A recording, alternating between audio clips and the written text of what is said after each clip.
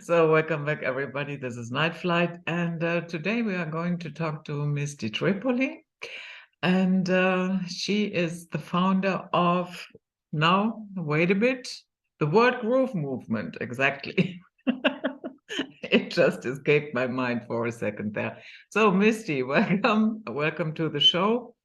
And Thank how you. are you? I'm doing great. It's great to be here. I'm excited to have this conversation. So, Misty, founder of the World Groove Movement, have you always been into dancing and sports in general? Was that always your thing?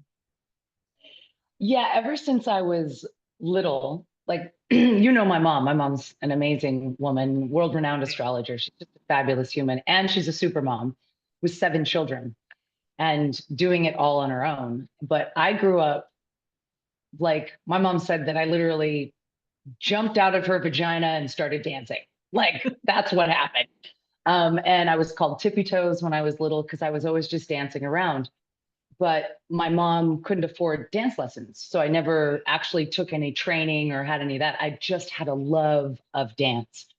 And when music would play, I would start like through high school and stuff, I would be the choreographer. I just had a knack for it. It was something that it was like my natural language, more or less. And that took me into fitness. And so I started teaching aerobics so that I could get paid to dance. And that led into me learning so much about why people don't dance and the restriction of it, and actually how detrimental it is to our souls if we don't dance, because we actually dance before we walk. Babies dance and no one teaches them how to do it. You just put music on around babies and they'll bounce, and you see videos of it popping up all the time, on social media, little kids dancing. No one's taught them how to do that. They just know. And we all deeply know. It's just there's a point in our lives where we become too afraid of it, and we're afraid of looking stupid, and we think there's a right or a wrong way to dance. And then it stops us from dancing. But if you go back tribally, like that's what we did as tribes for thousands of years. And we used dance for everything, and everyone participated. It wasn't like, someone didn't participate. It was everyone was a part of the dance. And we danced to praise, danced to mourn, we danced to for the rain, we danced for it to communicate. And we've lost touch with that natural thing that we all have together because of fear. So I've been passionate when the groove came to me about 15, 20 years ago through a very powerful awakening in my life. This method literally was downloaded. Like it just came to me exactly what I was supposed to do, how I was supposed to do it, what it was called. I had visions of me traveling the world, teaching it around, getting people to dance again together. Not just themselves, first themselves to give themselves permission, but then to have the experience of actually that feel of that tribal connection. Now that doesn't mean we dance to tribal music. I made tribal dancing really modern and really fun, like to modern music, to so that everybody can participate. So I've been passionate about dance and movement my whole life, my Hmm. whole life. So I have to admit, I'm a huge fan of classic ballet. And but you say there is no right or wrong way, just dance. So I figured there is no, okay, first you do this movement, then you do that. You do not really do a, yeah, choreography. No, because the truth is most people can't follow choreography. So Hmm. that prevents them from dancing because they're like, I can't do choreography. I've got 2 left feet. That's the majority of people. So they don't dance. And train dancing is a different thing, like ballet and jazz and tap. Those are amazing things, but they're trained. You have to learn that technique. And it takes years and years to master those techniques, but you're not dancing your own dance. You're dancing a technique that someone else created. What I'm trying to get people to understand and what groove does for people is it reconnects them to their own natural way of moving their body to music. And there is no two people that are the same, just like there's no two bodies the same. And so I basically use simple truth to help give people permission, which is your body's different. You should move differently. You shouldn't copy. You should absolutely be unique and unauthentic. There is no right or wrong way to dance. Nobody cares what you look like. They really don't. Like, this is what's so funny is that's one of the biggest reasons why people don't dance is they're afraid of what it looks like because they could get it right or wrong. And what I'm trying to let you know is that no one's looking at you. Nobody cares. We're really not. Nobody cares. And we live our lives in these cocoons of fear. And we don't really truly get to experience the deliciousness of living in a human body because of the fear of what people might think about it. And dance is such a powerful, powerful tool for so many things. Like, just it's literal medicine for your soul. Because I think that this is something that we're born to do. Our bodies are meant to move creatively. Like, look at us. We're these amazing sensorized meat suits that have the capacity, to wiggle our booties and, and use our bodies as a form of expression. And it's the fear that stops us from doing that. And they actually have said that the fear of looking stupid or embarrassment is greater than the fear of death. And that is, for me, it's horrific because if the moment you tell yourself the truth that nobody cares, like nobody cares about you that much to actually care how you dance. And if they do, then they got problems, let them deal with their own problems and what's going on in their own head. Like, it's none of your business. My mom always said that what people think of you is none of your business. Like, don't bother with what people might think about you.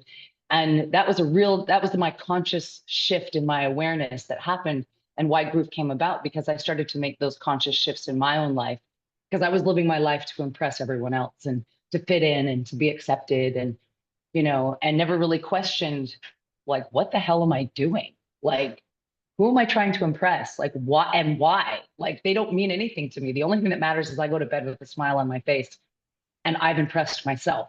That's really the only thing that matters. And so I started to set myself free. And the moment I started to set myself free, this method came through me. And I've been able to teach it to thousands and thousands of people around the world that get it. And they're like, yes, this is this is what we should be doing the whole time. Like, I can't believe I didn't dance. Like, it's this easy. I can't believe I didn't let myself do this. But it's never too late. Like, I've got students that are in their 90s. Like, it's never too late to start to give yourself permission to move your body.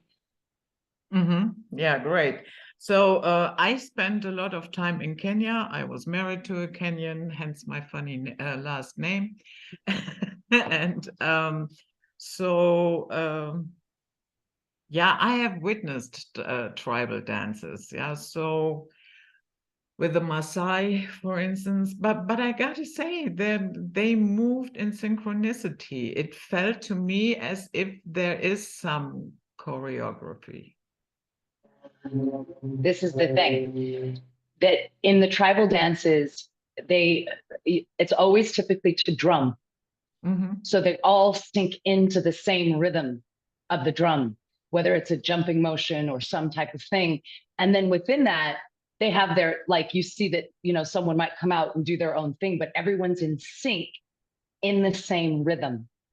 Now, this is what I do with Groove, which is so powerful, is that there's no choreography, but there is an anchor, which means in every song, what I do, because most people, if I just say dance, people are going to go, I don't know what to do. Like, I don't know what to do. So what I do, and part of my method is I give you something to do that you can do. Like, for instance, the move for the song might be walking. So what I do is I sync. If it's you by yourself, you're doing it, because I have an app and you can dance with, you can do this method by yourself at home. But the magic is really when you come together and you do it with a group. So what I do is I do that same tribal thing as I get everyone synced up into the same rhythm. So everyone's in flow. And that's the thing of the tribal thing that makes it so powerful. Everyone is in sync together. Everyone is, you don't go to a tribal dance and see a Broadway show. You see people that are almost in a trance-like state because they're all sunk into the same rhythm. And they're in that same, I call it the groove. So that's what the groove is unifying everyone together in the same movement.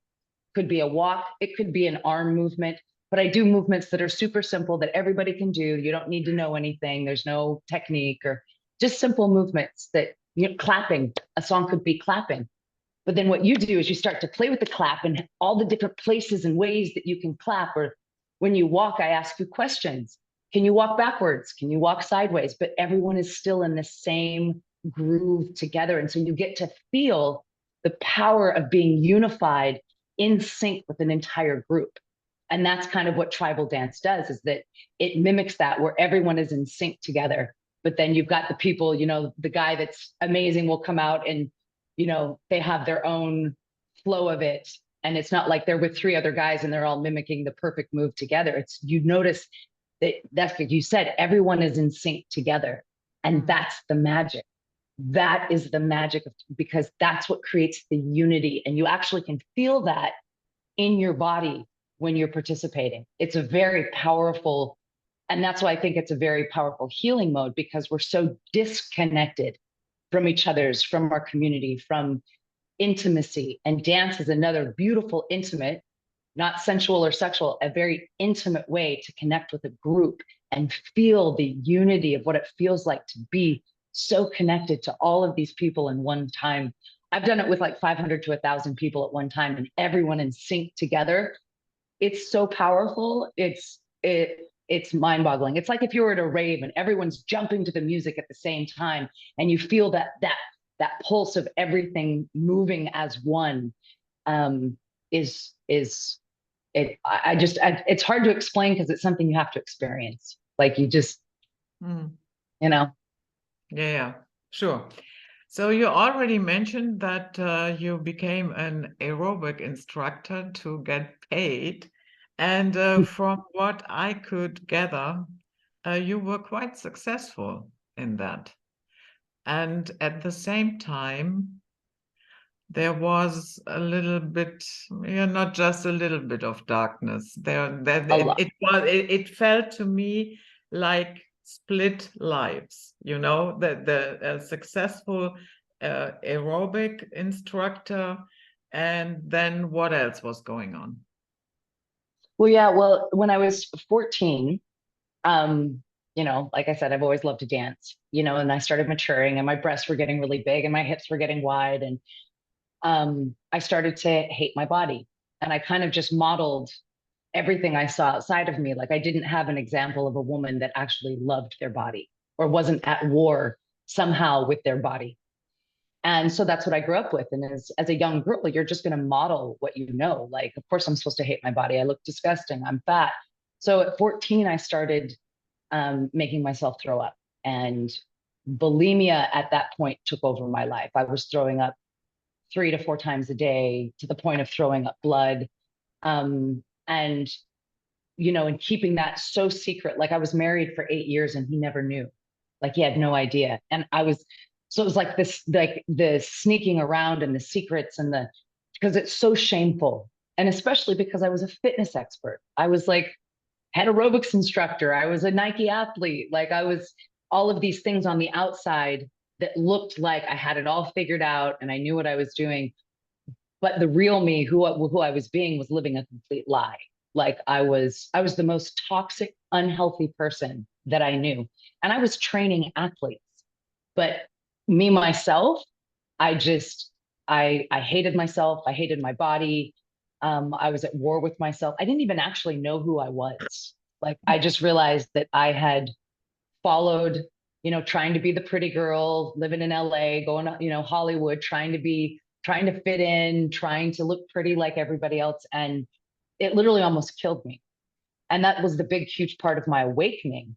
Was it got to a point where I just couldn't do it anymore. Like I just was at the point where I'm like, if this is what my life looks like 5 years from now, just kill me, just take me. Like what, I'm going to lay in my coffin and they're going to say, oh, Misty, she had a great 6-pack. Like that's what all they could say about me, because that's all I cared about. That's how my life revolved around what I looked like and who I was impressing and having the money and fitting into society and, you know, going broke and bankrupt, just trying to maintain this appearance of success and health. And I was living, it was pure darkness and a complete lie. Yeah. And then one day I got hit over the head with the truth and it woke me up. And from that moment, it literally happened in a moment. my whole life changed. Like I felt like I was born again. Like I felt like my eyes were opened, and I started dancing different. This is where the groove came. I started just going to a studio and putting music on, just letting myself dance. And even as a dancer, I felt uncomfortable just letting my body dance because I always danced to like choreograph or create a routine for my aerobics class. I never actually just put music on and just let myself just go wild. And I started to let myself do that. And while I was doing that, I realized I was connecting to the creative force of the universe. Because when you're creative, you're connecting to creativity, the creative force that birthed the universe, and you're aligning with that, you're atoning with that. And I was letting that move through me. And that within 2 weeks, I had stopped, like bulimia just left me. It disappeared out of my life after 16 years, every single day, 3 to 4 times a day. And within 2 weeks, I just was like, I was like, when was the last time I threw? I was like, the desire just left. It's because I'm starting to fill my bucket and take good care of myself and start to honor myself and start to find my authentic self, the one that wasn't trying to fit in, the one that was like, oh, this is who I am. And it's been an amazing journey, but it was a hard one, but they're also beautiful because sometimes we need to get taken down to the depths of our darkness so that we will seek the light. And because pain is the great motivator, right? And the pain of living my life in this hollow, ugly shell was just, it got to the point where I was ready to take my life.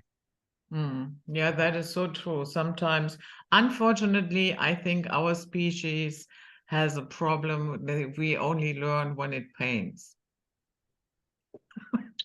Yep, unfortunately, but that's kind of the way that it goes. And hence what we're dealing with now in the world. Like we have to go Yeah. through these pains so that we wake up and see and actually have eyes to see and become conscious and aware. But Mm, yeah, pain will do that to you. yeah. You already mentioned that you went to Hollywood. I guess you had a contract with Nike, yeah? And I would say I also spent a lot of time in Los Angeles during my flight attendant times. And I would say, yeah, um, that is actually, especially Hollywood, that is actually a very toxic environment in terms of status symbols, yeah, who has the biggest car, the fastest car, who has the most money, who has the biggest house, and or whatever. So there appears to be a competition for bigger, better, faster, whatever. Yeah, but at the end of the day, um, I always had my doubts that all these, yes, they had a lot of stuff, more than I ever did. Yeah, but I don't think that really that they were that happy. Well, yeah, because those things that you like, you can't, that's not real happiness. That's not Mm, authentic happiness. Like you might have a moment of woohoo if you buy a new car and enjoy driving it, and that's lovely, but that's not what's going to actually make your soul happy. Like, and shine. And it's very empty. It's an empty, and not everyone in LA is like that. Like once I started to wake up, I started to connect with other people and started to actually, like, I have no friends left from that time because I was like, like, none of these relationships serve my highest good. None of these things lift me up or make me a better person. So I started to find wonderful, lovely people that live in California that are still my friends to this day.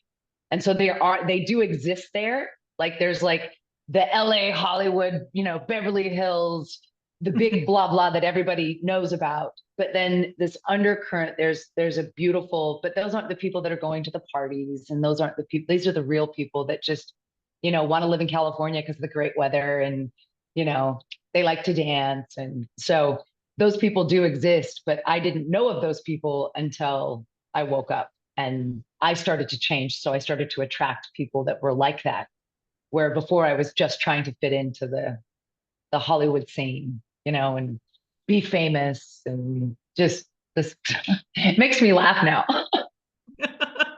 What's like, what a waste of time. Like, it has no value, zero value. Like, Yeah. so Yeah, but it is to a whole lot of people so important up to yeah, this day, and they will do anything to keep the facade up.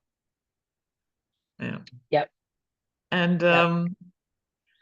so you said, you know, I had a couple of interviews where we talked about narcissists. And narcissist, you know, that personality disorder, when everything is done and said, what it boils down to is it is shame-based. Yeah. Mm. And so what would you say is the root of bulimia or yeah, eating disorders in general? Is that self-loathing? Is that the root, or what was your impression? You know, for different people, there's different flavors of it. Some people that have eating disorders, it's about control. Mm-hmm. That they have to be able to control, and and it's very obsessive compulsive about control. For me, it wasn't about that. It was about controlling my weight, but I was actually out of control, completely out of control. And it was because I didn't like my body. I didn't like who I was. And so for me, I think it all boils down to a lack of self-love. It's because we don't know who we are. We are disconnected from our source.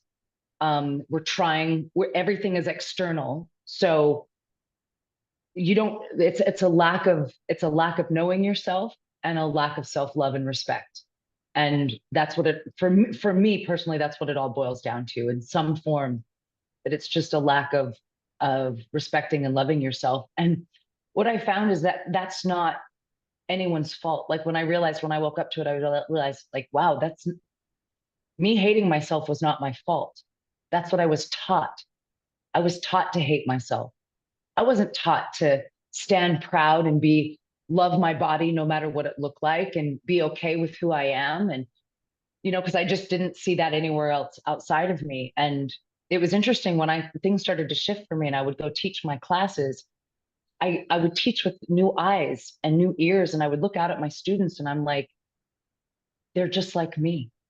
They're all, every woman in that room is suffering with how they feel about their bodies. Every single person in that room is trying to make it different, is trying to change. And I'm not saying that's a bad thing. Being healthy is good and fitness is good, but it gets to the point where it becomes obsessive and it's trying to control and look perfect. But I really truly believe that it comes down to a lack of self-love and respect. And it's not anyone's fault. It's just we've never been taught what that looks like or how to do that. So Mm. So with eating disorders, is that, yeah, how shall I put that? For instance, if you have addicts, yeah, like let's say drug addicts, alcohol, uh, my goodness, mhm, people that are addicted to alcohol, alcoholics, yeah, that was the word. And mhm, so sometimes, they have their little circles, yeah, where they share their addiction, yeah, and being in that group makes it feel a little bit normal. And so how was that for you?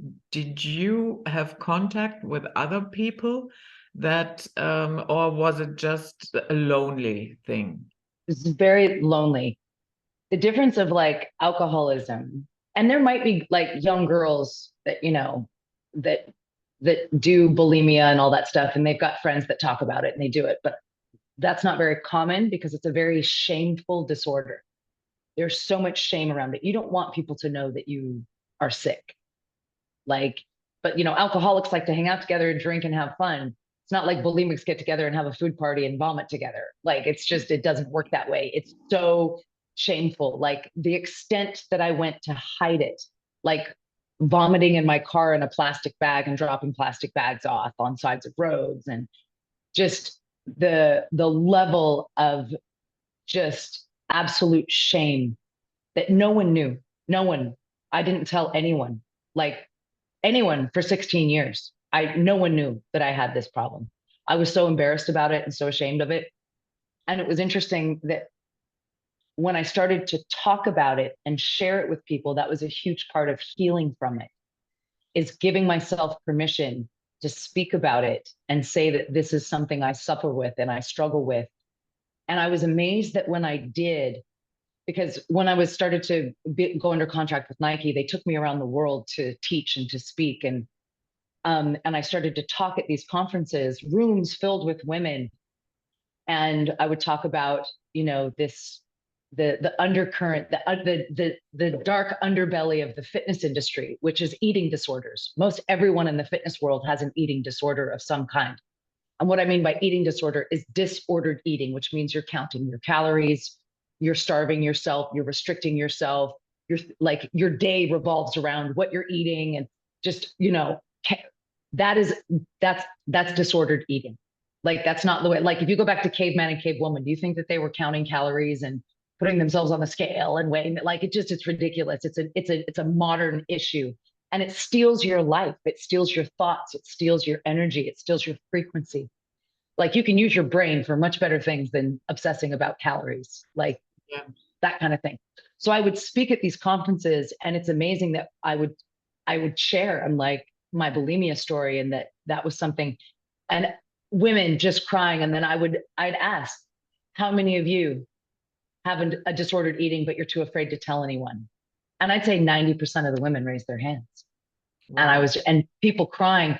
And I can't tell you how many times people would contact me after that and were like, thank you so much for sharing this story, because you told my story. This was me. Like, and this is me. And seeing that you can talk about it, like now I feel like I can talk about it and I can start to go to the other side. Because when you're in it, you don't think you'll ever be out of it. You just don't. You don't, like, that's what I like. I would be so envious of other people that, like, I saw that were thin. And I thought other girls that had, like, that were thinner than me had it all figured out. They had life all figured out. How do they stay so thin and so beautiful? And I'll never be like that. I'll never be I'm always going to have to make myself throw up. And like, I'm never going to have control over my food. I'm never going to have a positive relationship with food. Food scares me. Like the moment I would eat food, it would trigger everything in me. And then it would start a whole, binge and purge process all over again, just by putting food in my mouth and being afraid that those calories were going to hit my ass and my ass was going to grow. Like, just it's disgusting. But speaking about it and talking about it is part of the healing process. But I didn't give myself permission to do that for many years. And most girls that have an eating disorder don't want people to know about it. Mm. Well, When well, but maybe not, because I've heard now, and I'm not really tuned into it, but I hear now on like TikTok and social media, there's actually like a wave of like girls that are starving themselves and are famous on TikTok and like are inspiring other girls to do the same, like how thin they can get. So now I don't know what the environment is like, because that's sick in itself. mm, But I know that like people correspond and talk about it on TikTok and stuff like that. I don't know about bulimia, but I do know anorexia is huge on TikTok. yeah, when you were in that yeah, in that vicious circle, what were your eating habits like? Oh, it was horrific. Like, like it's even hard to believe what I would do. So any food that was, I would let stay in my body. So I would get up, I wouldn't eat, I'd have a cup of tea or a cup of coffee. And I'd always start my day out good. I'd always be like, today I'm not gonna do it today. That was always how I started every day. I'm gonna eat good. I'm gonna start every day good. But this is what I mean. Like the moment I was tempted by anything, like someone brought in muffins to work, and I'd have one bite of that muffin, and that was it. I would excuse myself from work. I'm going to go to the coffee shop and grab a coffee. But really, what I would do is I would go to Taco Bell and McDonald's, and I would fill my car with food and I would shovel it all in. I'd go find a place where I could vomit in a plastic bag in my car. leave it in my car, go back to work. And, and then at night on my way home, I've already done it once. So why not do it again? So then I would do the same thing on the way home, fill my car with food. And then I'd go home and I'd probably throw up. I'd maybe have 2 more rounds at home when we get home. So it was like, I mean, like I was so toxic. This is what I mean. It messed up. Like I lost almost all my back teeth from the acid. Like all my back teeth are not my own teeth. Um, I had, I was so toxic that I literally had boils down my neck because I couldn't go to the bathroom. I'd have to take laxatives to go to the bathroom. So I wouldn't go to the bathroom for like a week at a time. So like the toxicity that came out of like, it was disgusting. And yet I was a fitness expert and I was the one teaching all the classes and the person in front. And I tried to wear all this makeup to try to hide all my, my boils and the blemishes on my skin and my toxicity and put the smile on my face and act like everything's okay. But my eating was, it, it was horrific. Like even I had no control. I just had zero control when it came to food. So what I'm hearing is, although you wanted to be skinny, you ate a lot of junk food. Oh, Mhm. like it would scare me how much I could eat. Like I could eat a whole pizza, a hamburger, a half quart of ice cream. Like I would eat until food was here. Like, and the thing that was even more disgusting is I couldn't make myself throw up. So I would buy what's called syrup of Epcac, which is what, you give babies, like if they get poisoned, it makes them throw up so that you can get it out of their system. So I would go to all the pharmacies and buy up all these little bottles of Epcac syrup, and I would chug a bottle of Epcac syrup. You're supposed to take a tablespoon. I would chug the bottle and I would wait for about 20 minutes. And then it would make me so violently throw up that it would make me throw up until I threw up blood. And then I would be dry heaving. And no, it was so ugly and so horrific that I did that to myself. A lot of the time when I started to heal was a lot of just, I'm so sorry to myself. Like, I'm so sorry that I did that to you. Like, oh my God, like that I abused myself at that level. But yeah, just zero control with food. And I would try to eat bits of healthy food that would stay in my body, but then I would still even be afraid. And what was crazy is when I was doing that, even though I was throwing up all the time and not much food was staying in my system, this is the thing is that your body goes into starvation mode. So what it's going to do is it's going to store all the fat it possibly can because it doesn't know when it's going to get food again. So I was actually about 20 to 25 pounds heavier than I am now. So, that's about 12 to 15 kilos heavier than I am now. And I was and I was doing hours of cardiovascular exercise every day. And it didn't matter what I did. It didn't matter. My body was literally in a panic mode and just holding on to everything it possibly could for survival. Mhm. So we already mentioned anorexia. Is there a big difference, you think, between the two, or is that just a different method of abusing yourself?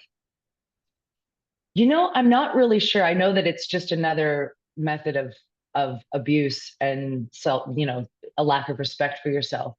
But what was interesting is it's like I could never have been anorexic because I couldn't not eat. So Mhm. I don't know what an anorexic, like what it would require not to eat. Like I just can't even imagine not eating. Like I could never have been anorexic. I couldn't have done it. So I'm not familiar with what's behind that as much other than just needing to control. That's definitely more about control, I think, because you're controlling every morsel of food that goes into your mouth, even to like, I will have one bite of lettuce today. Like, I can't even, like, so for me, it was just very different. I'm just familiar with bulimia and what that was like, but anorexia is a whole other thing. Because literally to starve yourself to death it's like, that's hard for me to even process. Where bulimia made a little more sense because it's like I can eat whatever I want and then I just throw it up. Like, I love, that kind of thing. So but I know at the root, the core again is a lack of self-love. Like Mhm. it all boils down to that. Yeah. And so, Evie, so why why do you think that I love your cat. That's awesome. Why do you think that is? That we are, our self-image is so, yeah, so bad. It's so toxic. And do you think that is a general problem in society?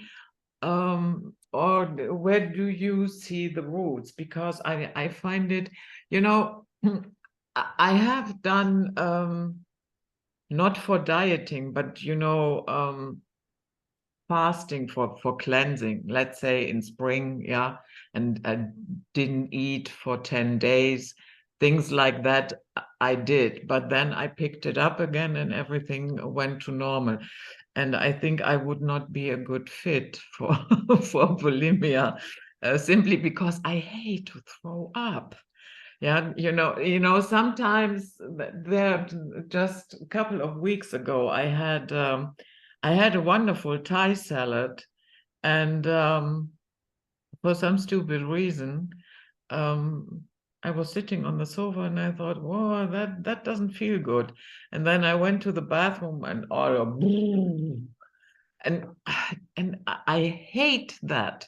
I hate that when it happens. Yeah. Yep. But okay, I felt better after it was out. No doubt about it. But the process itself, I find that horrible. It's all, and I hated throwing up too. So I mean, I couldn't even make myself throw up. And I hated it too, but it was better than having all that food sit in my stomach and wake up feeling fat the next day. Oh, Like for okay. me, it was worth it because that was better than being fat. Like for me in my life, that was just better than waking up feeling like a failure and fat. And as a fitness instructor, the pressure was even more because I was a fitness professional to be fit. And so to not be a fitness instructor was just not okay for me. Like Mhm. it just it's just it's such a wild thing. And I think going back to the first question that you asked about, that it's in society, I think it's kind of twofold. Well, the main root, I actually believe it's programmed into us. I believe that it's done deliberately to keep us distracted and to keep us obsessed about things that don't matter so that we don't actually stand in our power. Because Mhm. when humans stand in their consciousness and their power, their self power, we are unstoppable. You cannot govern us. You cannot, you can't control someone that is awake. You can't. And if you're obsessing about your body and you're distracted and you're over here trying to obtain this absolute unattainable image of what you're supposed to be, and Hollywood is a huge part of this, showing us what we're supposed to look like and what beauty, what the standards of beauty are, and all of this, they push it in our faces from when you're just tiny, showing you that you're never enough, you're never good enough, you're never pretty enough, you're never thin enough, you're never rich enough. And chase it. Here's the carrot. Chase it and just chase it. And I actually believe, especially for women, because we are so powerful. And I think that that's why for the last several, I don't know when we were in the, um, what's the time when, when we had the witch trials and the women really had power because they were connected to earth and they knew how to make remedies. They were considered witches. Like we are so powerful. We literally are the ones that made all the babies on the planet. Like we create, we give birth, like, and men know this. Real men know this, that the women are the ones that have the power.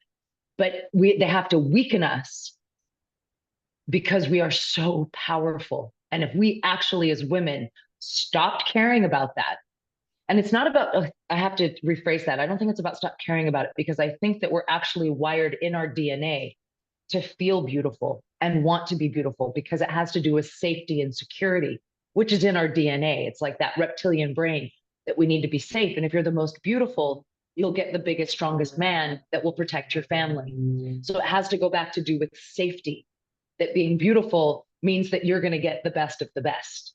And I think it's just in our DNA, but it's reptilian, it's not necessary. And now money represents safety. So now women are the most beautiful. That's why you see, an old an old fat man with a beautiful young hot woman because it equals safety. Like because that's our root value for women is feeling safe. We need to feel safe because we physically are weaker. So being beautiful is like our secret weapon. And so I love to feel beautiful. I love to adorn myself. I love to feel beautiful, but I know why I'm doing it. And I know that it doesn't ultimately matter. Like I'm not doing it that I need that approval from other people outside of me. I love to just adorn myself because I'm a woman and I love to make myself even more beautiful than I feel that I am. But it's very different than what I did before, which is doing it for everyone else and trying to be like I remember when Jennifer Aniston from Friends, everyone was cutting their hair like Jennifer Aniston. I tried to cut my hair like Jennifer Aniston. And it's like, what am I doing? We're all trying to look the same. We're trying to look like these people, these models of what we're supposed to look like. And it's about us as a community, as a global community, waking up to what actually matters. And your physical appearance is the one thing that truly, ultimately, at the end of the day, doesn't matter because that's the one thing that's going to disappear. And we all know this as we get older. You're like, why didn't I realize how beautiful I was when I was younger, when I was so beautiful, but I didn't believe I was that beautiful. And then by then you're like, well, now I'm old and I'm wrinkled and the next shot is, horizontal in the ground, like this is what I mean. It's if we need to wake up and stand in our power and realize what's true. And if you're trying to be like someone or think that you have to have a certain body or that consumes any of your thoughts, it's stealing your power, your actual like personal power. And like I said, I think it's programmed into us because the powers that be do not want us in our Mm. power at You all. know, you know what? I think on a deeper level, we are even dealing with dark magic here. And because, yeah, people always have, with black magic, they have these Hollywood movies in their minds and, yeah, the crazy rituals. And yeah, there is that. But at the end of the day, making you believe in something that doesn't exist or isn't important in the slightest way, there you go. That is dark magic 101. Yeah. And Completely. Like the sparkly, shiny things. Look over here.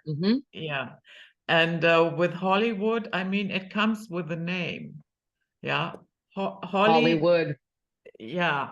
So the magician, yeah, the druids had this magic wand that was made of the wood of a holly tree. So they tell you right there, we are magicians. Yep.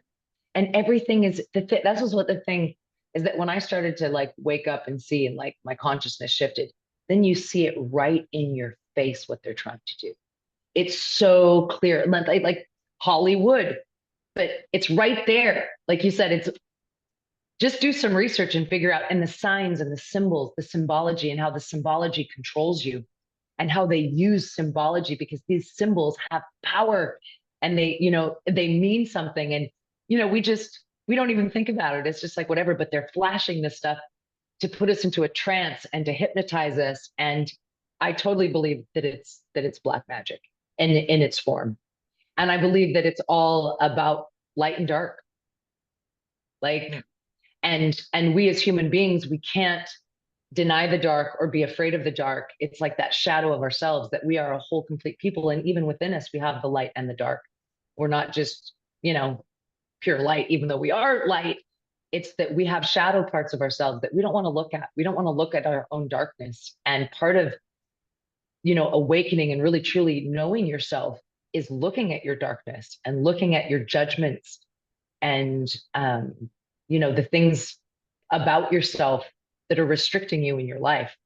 And a lot of it is if you look at what you judge, will show you a lot of what your darkness is. Mm-hmm. Yeah. What you judge in other people. Yeah.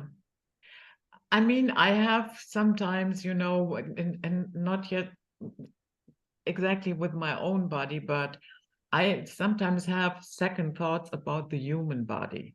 Yes, I know it is functioning, and if it's healthy, it's a great thing, but there are some aspects that irritate me. For instance, that we use our toilet parts to make babies. It's interesting, huh? And then, when you enter into this world through the blood, again, through the toilet parts.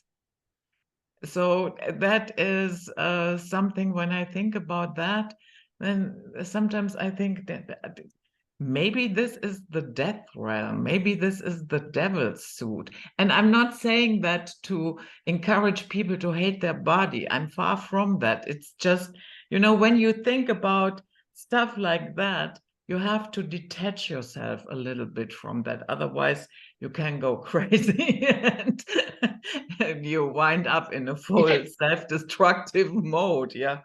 And that is not my intention here. But I have to admit, sometimes when I look at things and I have a second look at it, especially as a little child, I was, my mother, when I grew up, there were no Pampers. Yeah. And so, um, yeah, what she did, I didn't need any Pampers or anything when I was 12 months old. I was already potty trained. Yeah. Yeah. You're like, I'm not So, doing that. but I have a clear memory, from that potty training time that, especially, with the poop, that as a little child, I felt embarrassed. And I remember that I thought there should be a better solution. Should come out your mouth. No, no, and just, yeah, or the fact that, yeah, we are all living on somebody else's energy, be it plant, animal, or whatever. Yeah. Yeah, that was a weird thing for me when I consciously woke up to the fact that something has to die for me to live. Like that was a really interesting, like no matter what it is, plant, animal, whatever it is, something has to die because the cycle of life, like it's part of the deal. Life eats itself. Like that for me was like, wow, I never really thought about that because we don't know that fruits and vegetables don't have, they don't sense and they don't feel because they've actually stuck electrodes to them and see that they do.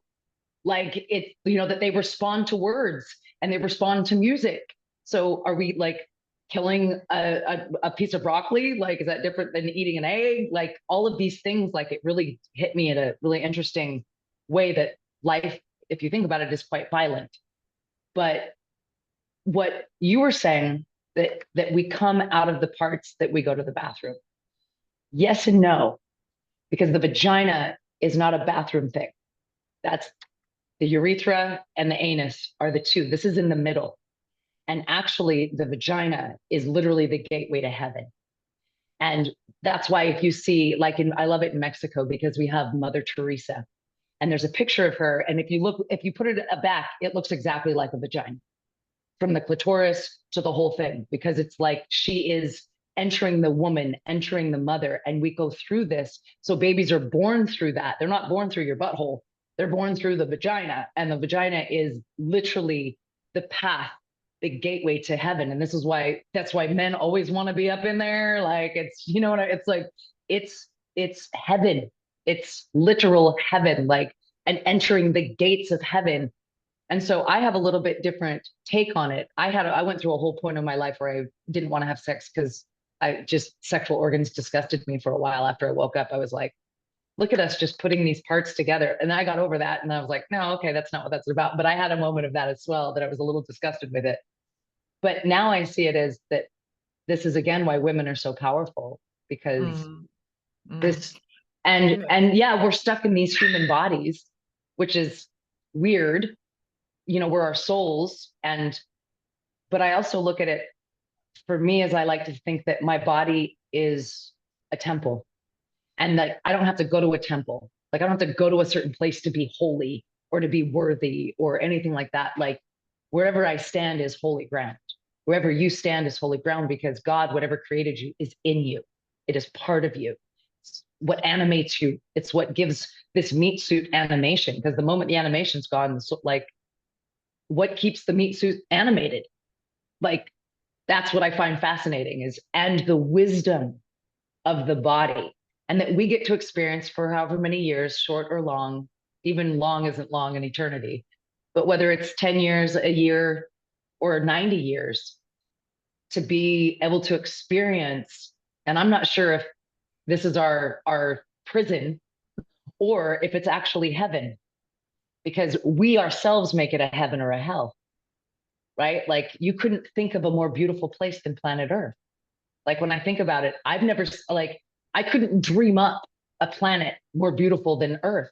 Like, it's like, oh my God, like, it has everything. It's the most beautiful. And so we ourselves, through the way that we think and the way that we live, turn it into a hell. We could turn it into paradise. It is paradise. We live in paradise, but we humans and the way that we think and our egos and all of that turn it into a living hell sometimes. And it's unfortunate because we have these cool little meat suits. We get to experience this beautiful place. And then it's just people shitting all over it, you know? Mhm. And it's unfortunate, but I choose, and this is why I live in the jungle most of the time, off by myself, where I can feel like I'm in heaven. That this is the way we're meant to live, is in nature and in sync with nature, and this beautiful letting nature, because we're part of nature. Nature doesn't need us, but we need nature. um, that to have the honor to live in this beautiful, like, to be in the jungle and the monkeys and the water and just everything. It's like, wow, like, I couldn't have dreamt this up. Like, God gave whatever it is, made this for our pleasure, I think. Yes, Like, definitely. look at flowers. Look at the flowers behind your head. Like, the sheer purpose of that is just for pleasure for your eyes. Mhm. To make your, Yeah. like, this is what I mean. Like, and it's so beautifully created. Like, I have flowers everywhere around my house because it's like they put me into a state of absolute awe that whatever it is created this just for my pleasure, to look at this beautiful color and symmetry and just are you kidding me? Like, Mhm. I'm just in awe of it all. But it's unfortunate that we collectively turn this beautiful heaven into a hell. Yeah. So to wrap this up, because I know your time is limited, um, so what would you advise to somebody? It appears to me that you did your healing also by yourself. Not only uh, did you go through the whole ordeal all by yourself, you also did the healing by yourself. So what would you say to somebody that is not capable of pulling themselves out of it? Would you say seek help, talk to somebody, open up, and Well, if you need help, get help. But I want people to know that we actually do have everything inside of us that we need right now, not tomorrow. It's just you're seeking help for someone else to give you permission. And when you give yourself permission, and if it takes someone to help give you permission, then find that person that's going to help either let you talk it through, whatever it might be, help give you a different perspective, whatever that might be. But I'm a firm believer that everything exists inside of you right now. And it's a lack of connecting deep within yourself. And I would suggest just starting by asking yourself, what would it look like if I were to be nice to myself? If I were to show kindness to myself, what would I do today? How would I talk to myself? How would I treat myself? Because you know what kindness is. It's hard to love ourselves, but you know what it looks like to be nice to yourself. Like, you know what that looks like. You know what that sounds like. You know what you need to do to be nice to yourself first. And I would recommend filling your day, or finding a way to fill your day with things that are, number one, being nice to yourself, and things that you enjoy.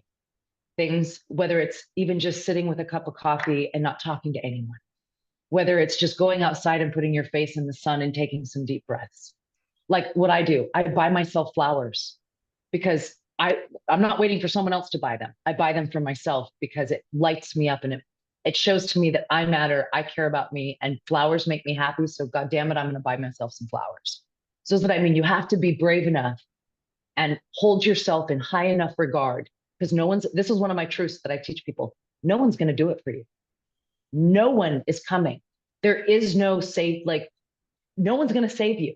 No There savior. is, there isn't. No one's gonna be happy for you. No one's gonna be healthy for you. No one can do it for you. You have to go, I matter. It's important. And I'm gonna take the necessary steps to stand on my own 2 feet, one day at a time, one day at a time. Don't put up big goals like I'm gonna love myself today. No, you just go today. What little thing can I do today? One little baby step today that's realistic, that's tangible, that I can do.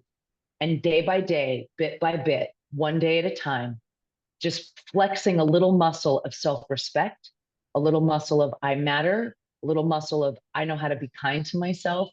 And if you do need someone to help you to see different perspectives, I totally recommend having someone help you.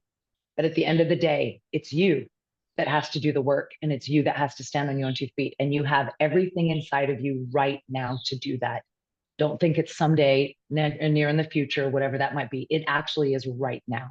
You just have to believe in yourself. Yeah. Yeah, thank you. I think that was very helpful, and time and again we need to hear that. So Misty, where can people find you? You can find me all social media, my name, Misty Tripoli. But if you want to actually play with dancing and you want to express yourself to your authentic self and learning to love yourself, dance. And I'll show you a very super easy, simple way to do that. I hold your hand all the way through. I'll make you feel good about dancing in a really short period of time. And you don't have to know how to dance. You don't have to have any training. And you can go to, it's called Body Groove. I have an app. And if you want to test it, you can just go to YouTube and type in Body Groove. And I have lots of free videos there where you can sample it and try it. It's as simple as walking. And you can actually even do it in a chair. That's how easy it is. I make it for you. And I would encourage you to start to get in tune with your body and let your body express itself and learn how to move your body. It'll make you feel so good. And it connects you to your authentic creative self, which is your true self. So that's you can find me there. And the World Groove Movement, we have live classes. I'm coming to Europe. I'll be in Germany, in Munich in June. I'm going to be in Denmark. So any of you guys, because you're in Germany, right? Mm-hmm. Yeah. So I'll be coming to Germany to do some events in Switzerland. I'll be there. So you can go to the World Groove Movement or getgrooved.com, and you can go to my calendar page and you can see all the events and where I'm going to be if you'd like to come and dance with me. Okay, so great. Yeah, guys, that was it. Night Flight for today with the wonderful Misty Tripoli. And I found it very inspiring and encouraging. And we see you all next time. Stay safe and sound out there. Bye-bye.